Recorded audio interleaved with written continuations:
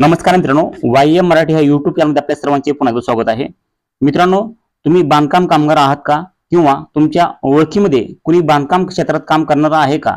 जर तुमचं उत्तर हो असेल तर हा व्हिडिओ तुमच्यासाठी खूप महत्त्वाचा असणार आहे।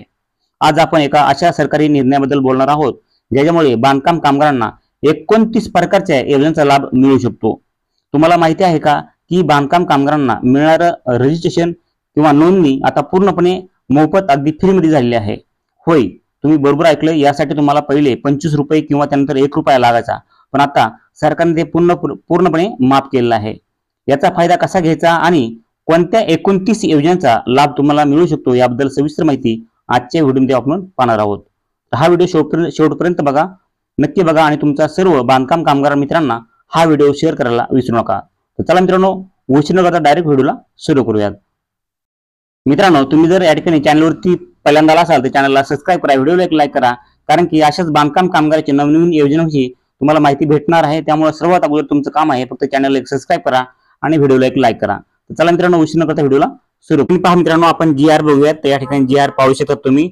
या ठिकाणी काय दिलेलं आहे जीआर मध्ये आपण संपूर्ण ए टू झेड माहिती बघून घेऊयात। तर या ठिकाणी पाहू शकतात, इमारत व इतर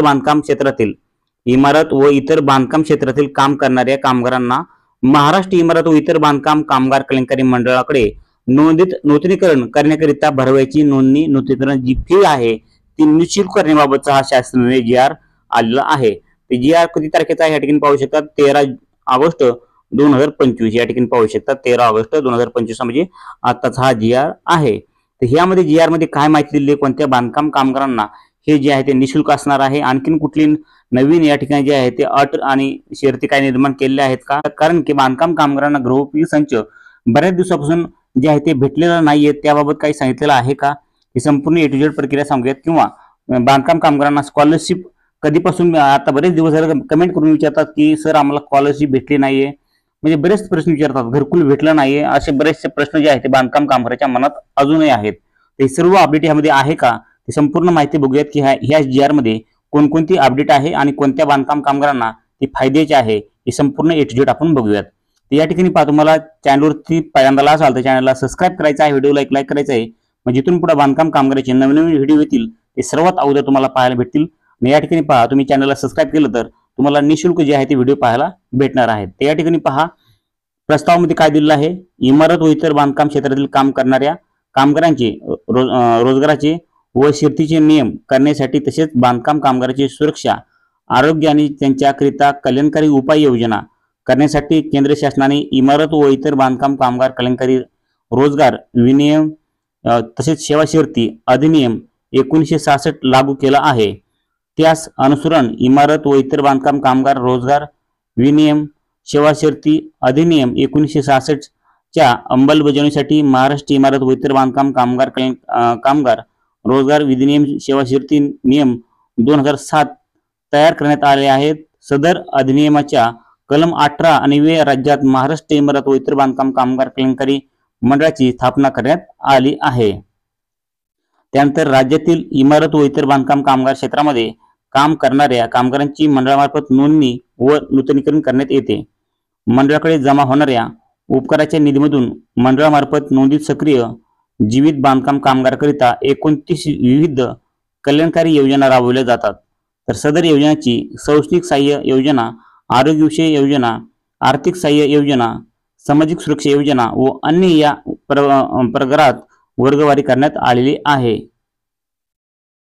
तर या ठिकाणी पाहू शकता मित्रांनो, जे काही बांधकाम कामगार आहेत त्या बांधकाम कामगारांना या ठिकाणी पाहू शकतात जी शैक्षणिक योजना आहे ते शैक्षणिक योजनेमध्ये, त्यानंतर आरोग्यविषयक योजना असेल, त्यानंतर आर्थिक योजना असेल, त्यानंतर सामाजिक सुरक्षा योजना असेल, अशा अन्य योजना सुद्धा यामध्ये आहेत। आणि ह्यामध्ये अशा प्रकारे जे आहे ते वर्गवारी करण्यात आलेली आहे बांधकाम कामगारांना। आणि ह्यामध्ये जे आहे ते शैक्षणिक योजनेमध्ये बांधकाम कामगारांना जे आहे ते या ठिकाणी त्यांच्या मुलांना शैक्षणिक योजनेमध्ये जे आहे ते शिष्यवृत्तीचा लाभ दिला जातो शैक्षणिक योजनेमध्ये।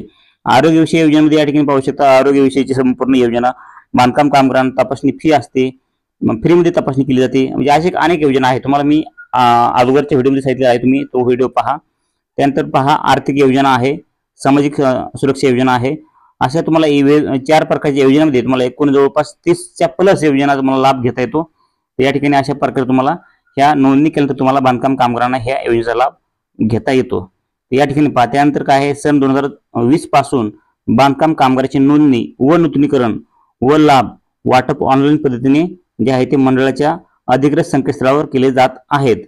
तर उक्त अधिनियमातील तरतुदीनुसार यापूर्वी इमारत व इतर बांधकाम क्षेत्रातील काम करणाऱ्या कामगारांची नोंदणी मंडळाकडे करण्यासाठी नोंदणी शुल्क 25 रुपये, कामगाराची नोंदणी व नूतनीकरण करण्याच्या शुल्काची रकमेत बदल करून सदर शुल्काची रक्कम जी आहे ते 1 रुपया करण्यात आली होती. तर सध्या स्थितीत महाराष्ट्र इमारत व इतर बांधकाम कामगार कल्याणकारी मंडळाकडे नोंदीत होणाऱ्या बांधकाम कामगाराची नोंदणी व नूतनीकरण शुल्क माफ करण्याबाबत मंडळाच्या दिनांक 6/3/2025 रोजीच्या बैठकीत ठराव पारित करण्यात आला आहे. त्यास अनुसरून महाराष्ट्र इमारत व इतर बांधकाम कामगार कल्याणकारी मंडळाकडे नोंदीत होणाऱ्या बांधकाम कामगारांची नोंदणी व नूतनीकरण शुल्क माफ करण्याबाबत प्रस्तावित मंडळाने संदर्भ क्रमांक 3 येथील पत्रान्वये शासनाच्या मान्यस्थान सादर केला आहे. त्यास अनुसरून महाराष्ट्र इमारत व इतर बांधकाम कामगार कल्याणकारी मंडळाकडे नोंदीत होणाऱ्या बांधकाम कामगाराची नोंदणी व नूतनीकरण शुल्क माफ करण्याबाबत मंडळाने शासनास सादर केलेल्या प्रस्तावास मान्यता देण्याची बाब शासनाच्या विचाराधीन होती. आता या ठिकाणी आपण बघितला प्रस्ताव, पण शासन निर्णय काय आहे ते आपण थोडक्यात बघण्याचा प्रयत्न करूयात. शासन निर्णय असा आहे की इमारत व इतर बांधकाम त्यानंतर अधिनियम 1966 मधील कलम 12 व कलम 62 जी मधील नमूद तरतुदीनुसार इमारत व इतर बांधकाम क्षेत्रातील काम करणाऱ्या कामगारांना महाराष्ट्र इमारत व इतर बांधकाम कामगार कल्याणकारी मंडळाकडे नोंदणी नूतनीकरण करण्याकरिता भरावयाची नोंदणी नूतनीकरण फी नोंदणी शुल्क निशुल्क करण्याच्या या शासनाच्या निर्णयावे मान्यता देण्यात येत आहे. त्या ठिकाणी पाहू शकता मित्रांनो, जे आहे तुम्हाला नोंदणी नूतनीकरण जी करावं लागत होतं आणि त्या ठिकाणी तुम्हाला फी जी द्यावी लागत होती, आता 1 रुपया जी फी लागत होती 1 रुपया फी सुद्धा या ठिकाणी भरावं लागणार नाहीये. तर आतापर्यंत तुम्हाला जे आहे ते 1 रुपयाची जी पावती तुम्हाला भरावी लागत होती किंवा एक रुपयाची जी आपल्याला पावती काढावी लागत होती, ती 1 रुपयाची पावती सुद्धा आपल्याला काढायची गरज नाहीये.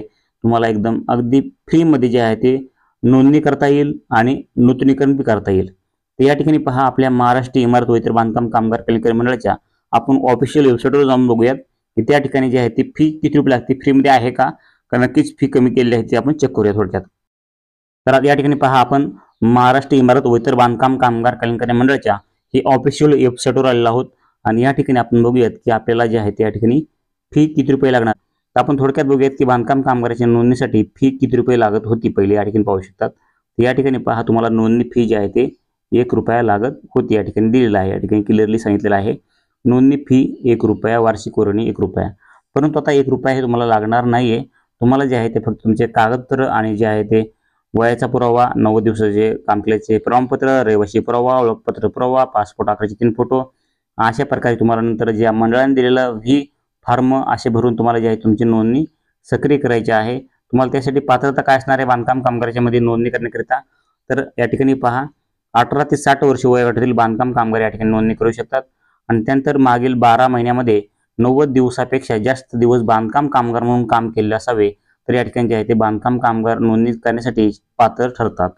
अशा प्रकारे तुम्हाला A to Z माहिती समजली असेल की बांधकाम कामगारांना आता इथून पुढे तुम्हाला नोंदणी केल्यानंतर किंवा नूतनीकरण केल्यानंतर तुम्हाला 1 रुपया ही फी लागणार नाही, अगदी फ्रीमध्ये नोंदणी करता येणार आहे असा शासन निर्णय तुम्हाला या ठिकाणी आज दाखवला आहे. तर नक्कीच तुम्हाला ही माहिती आवडली असेल तर व्हिडिओ लाईक करा, चॅनलला सबस्क्राईब करा. तरी पण तुमच्या मनामध्ये आणखी काय प्रश्न शंका असतील तर नक्कीच आमच्या कमेंट बॉक्समध्ये जाऊन तुम्ही तुमचे जे प्रश्न असतील ते नक्कीच आम्हाला कमेंटमध्ये विचारू शकतात. भेटत पुढच्या व्हिडिओमध्ये. तोपर्यंत जय हिंद, जय महाराष्ट्र.